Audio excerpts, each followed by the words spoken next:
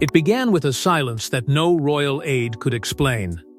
Behind the guarded walls of Buckingham Palace, Princess Catherine emerged from a private meeting looking visibly shaken, her expression carrying the kind of grief that even generations of royal training could not conceal.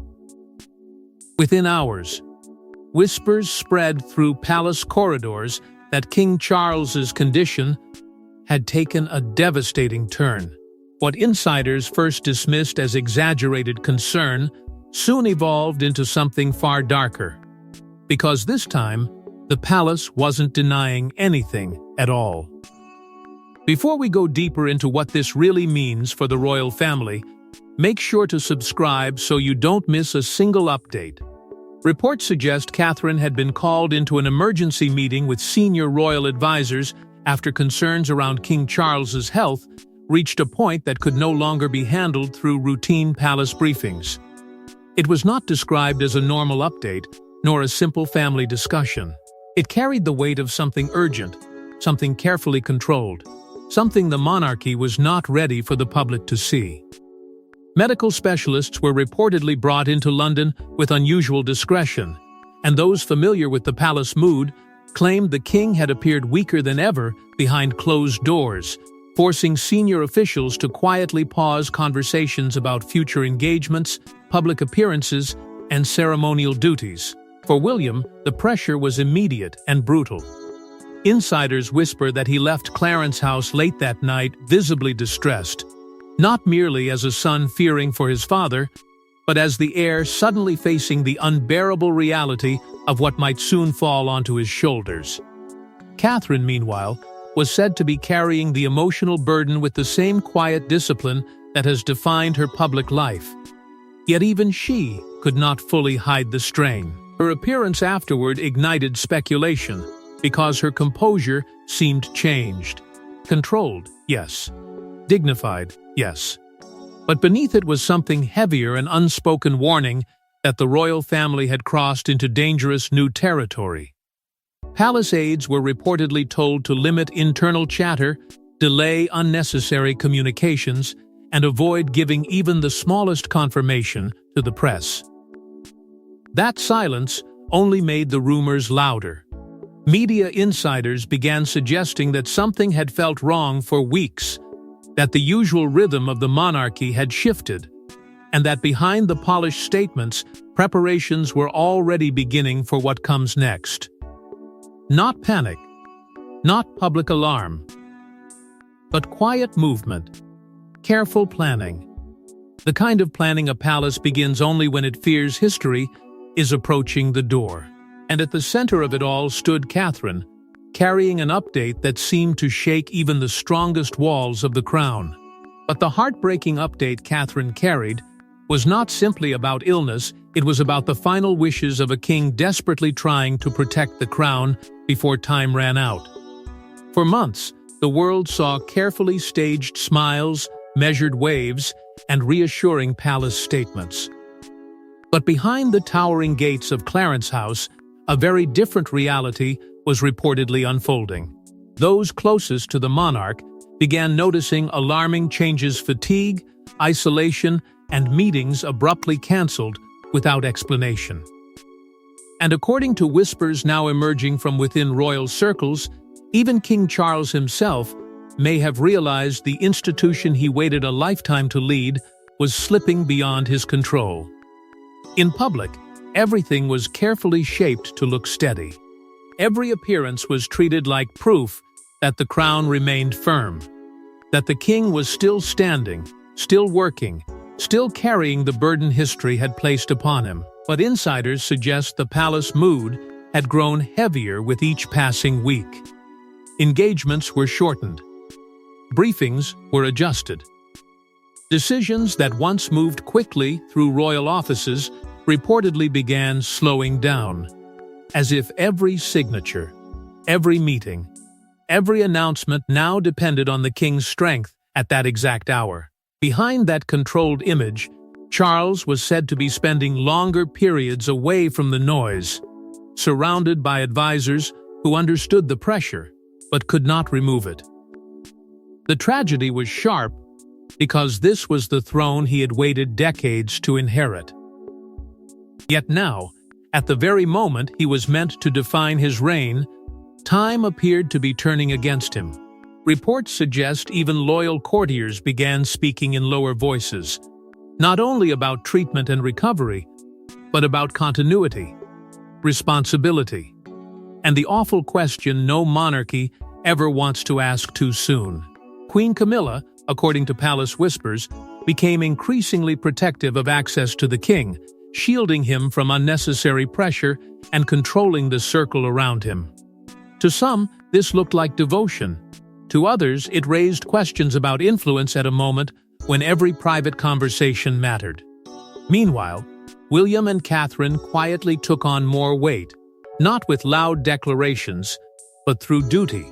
They stepped forward where needed, steadied the public face of the family, and carried responsibilities that hinted at a future arriving faster than anyone expected. Those close to the palace reportedly compared the atmosphere to the final months of Queen Elizabeth II, when public calm covered private concern and the institution moved with careful, almost painful discipline. The same silence, the same coded reassurance, the same feeling that history was shifting before the public had been told the full truth. But this time, the burden fell on a younger generation already tested by scandal, division, and grief. And as Catherine watched the king grow more withdrawn, the emotional weight became impossible to separate from the constitutional one. This was no longer only about one man's health. It was about a crown under pressure, a family divided by unfinished wounds, and an heir being prepared in the shadows. Yet the deeper tragedy was not simply the king's physical decline, it was the growing fear that unfinished royal battles would outlive him.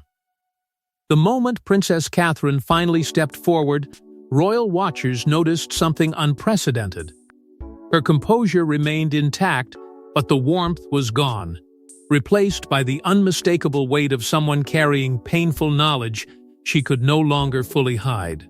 Insiders now claim Catherine had become one of the few trusted figures allowed into the king's most private moments, witnessing conversations and fears the public was never meant to hear.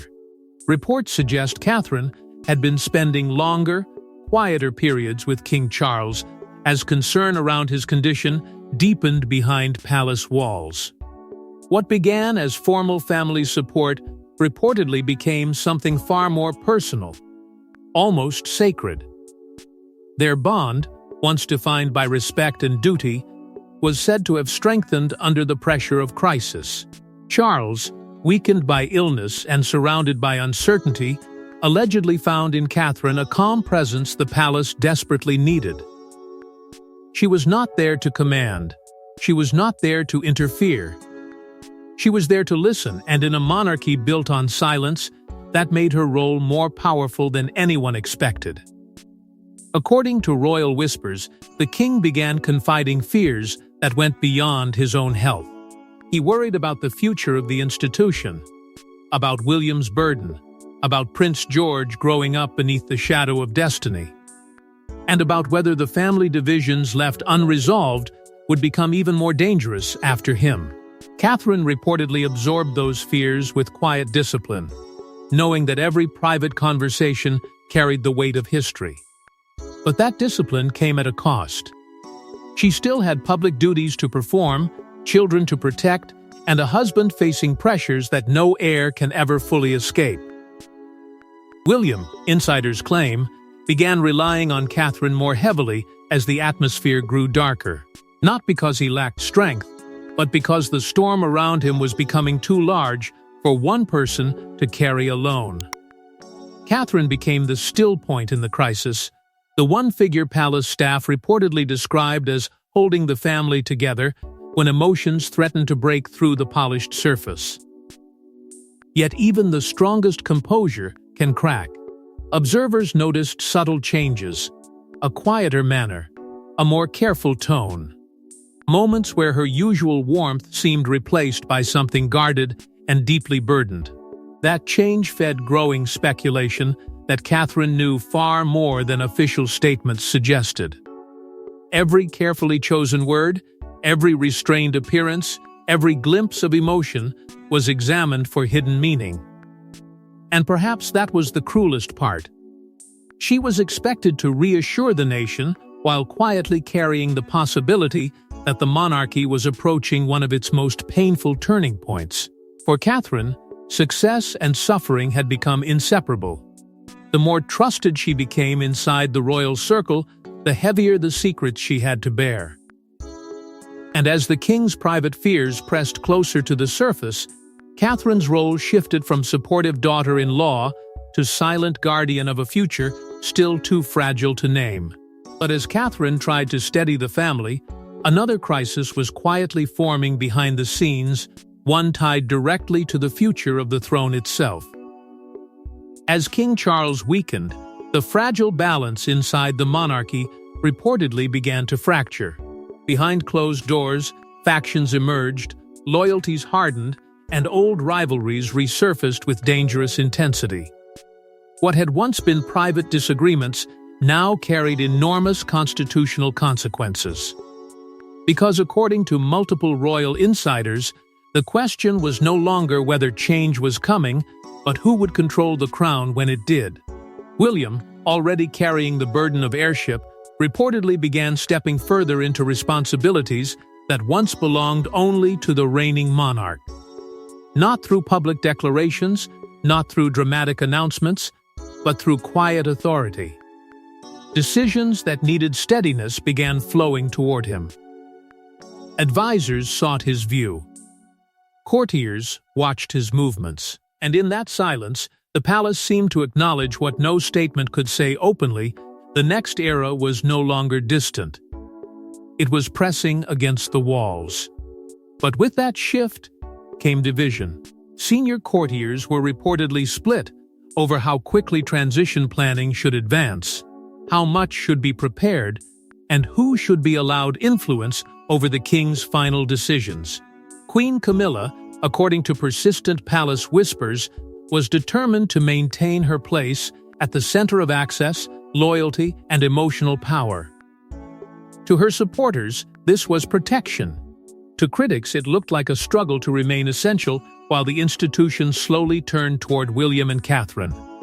And beyond the palace gates, the old wounds of Harry and Meghan still hovered over every conversation. Their unresolved tensions had become more than family drama. They were now seen by some insiders as a threat to public confidence during a fragile moment. The monarchy could survive sorrow. It could survive illness. But public doubt, combined with private rivalry, was a far more dangerous enemy. Every unresolved feud became heavier. Every careless move carried consequence. Every whisper about the next era sounded less like planning and more like warning. Charles, insiders claim, understood the danger. Even as his strength reportedly faded, he was said to be determined to preserve stability at all costs. He had waited a lifetime to wear the crown. Yet now, his greatest duty may have been preparing to release control without allowing the family to collapse around him. That meant confronting painful truths: who could be trusted, who could not, and what unfinished disputes needed to be settled before they turned into inheritance battles, title disputes, or public scandals. Catherine found herself caught in the middle of that pressure. Her loyalty to Charles was emotional, her support for William was absolute, and her duty to the institution was becoming heavier by the day. She was not merely witnessing a family crisis. She was standing at the edge of a constitutional turning point, where grief, power, and legacy were beginning to collide. And while the palace fought to project unity, the king himself was reportedly preparing one final series of decisions that could redefine the royal family forever. In the quietest rooms of the palace, away from cameras and ceremonial tradition, King Charles reportedly began confronting the reality he had spent years trying to outrun. According to persistent whispers from royal insiders, conversations turned toward legacy, succession, and the painful acknowledgement that time may no longer be on his side. But what devastated Catherine most was not the fear of loss, it was hearing the king speak openly about the burden he believed he was leaving behind. Reports suggest Charles began speaking with William and Catherine about legacy in a way that felt painfully final. These were not ordinary family conversations. They were heavy with duty, filled with the kind of careful words royals use when emotion must be controlled but cannot be erased. The king was allegedly concerned not only about the throne, but about the people who would inherit its pressure. William would inherit responsibility. Catherine would inherit expectation. And Prince George, still young, would inherit a future shaped by decisions made long before he could understand their cost. That concern reportedly haunted Charles. Insiders claim he worried deeply about protecting George's childhood from the crushing weight of destiny, while also ensuring the young prince was shielded from the unresolved storms surrounding the wider family. The monarchy had survived scandal before, but this moment felt different because the next generation was now part of the calculation.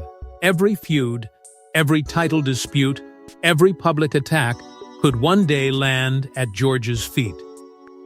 And for Catherine, that realization was devastating. She was not simply listening as a daughter-in-law, she was listening as a mother. Behind the palace's disciplined silence, emotional private meetings were said to be taking place with senior family members. Rumors began circulating about confidential letters, quiet directives, and instructions prepared to secure stability if the king's condition worsened. Nothing was spoken openly, yet the atmosphere reportedly changed. It became somber, watchful, anticipatory, the kind of mood that settles over a royal household when everyone understands that history is approaching, but no one dares to name it. William, according to insiders, struggled under the mounting expectations. He had been raised for the role, trained for duty, and shaped by loss. But preparation does not soften the pain of watching a father weaken while the crown moves closer. Catherine, meanwhile, focused fiercely on shielding George, Charlotte, and Louis from public panic. She understood that royal children grow up surrounded by symbols, but they are still children first. And as historians quietly compared this period to past succession crises, the emotional contrast became unbearable. A family trying to preserve normal life, while the institution quietly prepared for transformation. Catherine reportedly saw the truth before it was ever said aloud. The monarchy was not waiting for certainty anymore. It was preparing. And that preparation carried its own heartbreak. But the emotional breaking point came when Catherine reportedly realized the monarchy was already preparing for a future no one was ready to publicly acknowledge. At first, the signs were subtle enough to dismiss a cancelled appearance here, a delayed engagement there. But gradually, the pattern became impossible to ignore. Royal commentators, veteran photographers, and even former palace staff began openly questioning whether the monarchy was hiding the true severity of King Charles's condition. And as speculation exploded across Britain, Catherine's visibly emotional demeanor only intensified public concern. Reports suggest the palace had tried to manage each absence as an isolated matter, explaining delays with careful language and presenting shortened engagements as sensible adjustments. But the public began reading between the lines. Every change to the royal diary felt heavier than the last. Every cautious statement seemed to raise more questions than it answered. The image of steady continuity, once the monarchy's greatest shield, was now being tested by a fear that could not be fully controlled. Media insiders claimed something had changed dramatically. Charles' visible frailty became a subject of open discussion, not in cruel terms, but with the kind of anxious sympathy that surrounds a beloved institution when people sense it may be approaching a historic turning point. The palace, aware of the growing pressure, reportedly became even more guarded. Communications tightened. Phrases were chosen with extreme care. Nothing was denied too strongly, nothing confirmed too clearly. That careful middle ground only deepened suspicion. And then there was Catherine. Her emotional restraint, usually seen as strength, became part of the story itself. Royal watchers studied her tone, her pauses, her controlled expressions, searching for signs of what she knew. Some believed she was simply exhausted by the weight of public duty. Others suspected she had already heard private truths the nation had not yet been told. Either way, her presence intensified the atmosphere because Catherine had become, in the public imagination, the quiet keeper of the family's pain. Behind the scenes, William was reportedly taking greater control, stepping into conversations that signaled the seriousness of the moment. It was not a dramatic takeover. It was something more revealing, a gradual shift of responsibility. Advisors looked to him more often. Palace decisions reportedly moved with his future role in mind. And as that shift became harder to ignore, comparisons to previous royal health crises grew sharper. People remembered the final period of Queen Elizabeth II's reign, when calm statements covered a private reality far more fragile than anyone knew. The fear was not only that the king was unwell, it was that the monarchy itself might be entering a period of instability before the family had resolved its deepest wounds. Public confidence depends on certainty, and certainty was exactly what the palace could no longer easily provide. Every silence now sounded deliberate. Every delay carried meaning. Every glimpse of Catherine seemed to confirm that something painful was unfolding behind the curtain. Yet behind the growing speculation, one deeply personal reality remained hidden from the world, the toll this crisis was taking on the family itself. For William and Catherine, this was no longer simply a constitutional crisis or a royal obligation. It was becoming a deeply personal heartbreak unfolding in real time. Reports suggest the couple had been forced into painful private conversations about duty, grief, and the unimaginable reality of preparing their children for a future arriving far sooner than expected. And according to insiders, that emotional burden has changed them both forever. Behind the carefully controlled public image, William was reportedly struggling with a weight few people could truly understand. He had spent his entire life knowing that one day the crown would move closer. But knowledge is not the same as readiness. Preparation does not erase grief.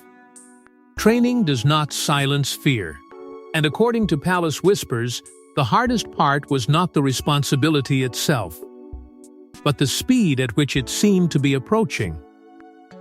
One moment, he was the loyal son supporting his father's reign. The next, he was being quietly drawn into decisions that carried the force of history. Catherine, meanwhile, was said to be focused on one thing above all else: keeping life steady for George, Charlotte, and Louis. Insiders suggest she understood that children can sense fear long before adults explain it. So while public speculation grew louder, she reportedly worked to protect them from the panic surrounding the monarchy, giving them routine, calm, and emotional safety in a moment when the world outside seemed to be questioning everything. That was her private duty. Not ceremonial, not political, deeply human. Reports also suggest Charles had been spending more meaningful time with his grandchildren, as if every private moment now carried extra importance. For Catherine, that reportedly made the situation even more heartbreaking.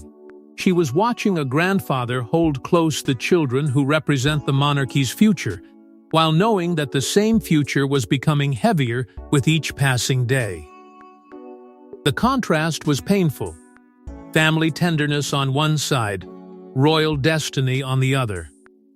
Palace aides allegedly described the atmosphere as emotionally exhausting. Not chaotic, not openly panicked, but heavy in a way that followed everyone through every conversation. William was said to be preparing for responsibilities he had hoped were still years away, while Catherine became the calm center around which the family tried to steady itself. Her strength, however, did not mean the pain was absent. It meant she carried it quietly. And that was what made this chapter so devastating. The Wales family was not simply preparing for a constitutional shift. They were trying to remain a family while history pressed against their door. Every private reassurance, every careful silence, every attempt to protect the children became part of a larger struggle between love and duty. But even as the family tried to hold itself together, the monarchy was quietly moving toward a moment that could change Britain forever. Now, with speculation reaching unprecedented levels and Princess Catherine's heartbreaking update echoing across the world, the monarchy stands at a crossroads unlike any it has faced in generations. The question haunting palace corridors is no longer whether King Charles can continue carrying the burden of the crown, but whether the family he leaves behind is truly prepared for what comes after him.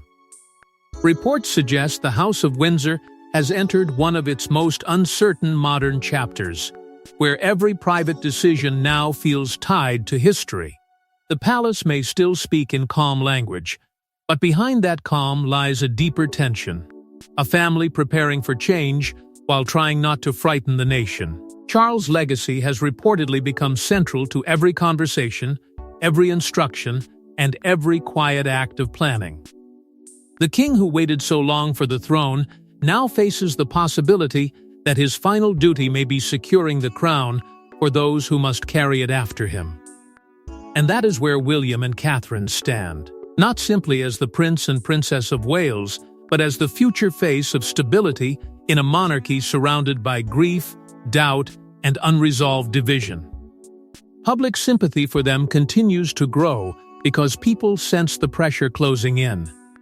They are not only raising children, they are preparing heirs. They are not only supporting a father and father-in-law, they are stepping toward a destiny shaped by loss, loyalty, and the unforgiving demands of royal duty. Palace insiders describe the atmosphere as one of quiet preparation. No panic, no open collapse, just careful movement beneath the surface. Yet the questions remain. What happens to old rivalries when the king can no longer hold the family together? What becomes of unresolved tensions with Harry and Meghan?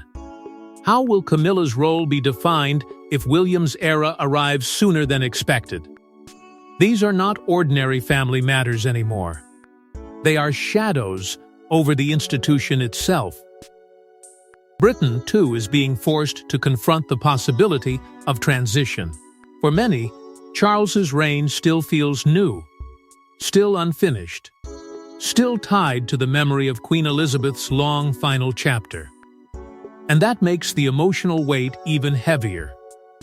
The crown endures, but endurance does not mean absence of pain. It means carrying heartbreak without allowing the institution to fall. Catherine's update, whether spoken directly or understood through silence, has become a symbol of that painful truth. The monarchy may survive this moment, but it will not emerge unchanged. William may be ready, Catherine may remain steady, and the children may be protected as fiercely as possible. Yet history is already moving. And as the palace lights dim behind closed gates, one truth now lingers over the House of Windsor.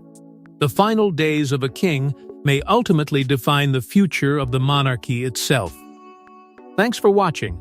Please don't forget to like and subscribe, and we will see you in next one.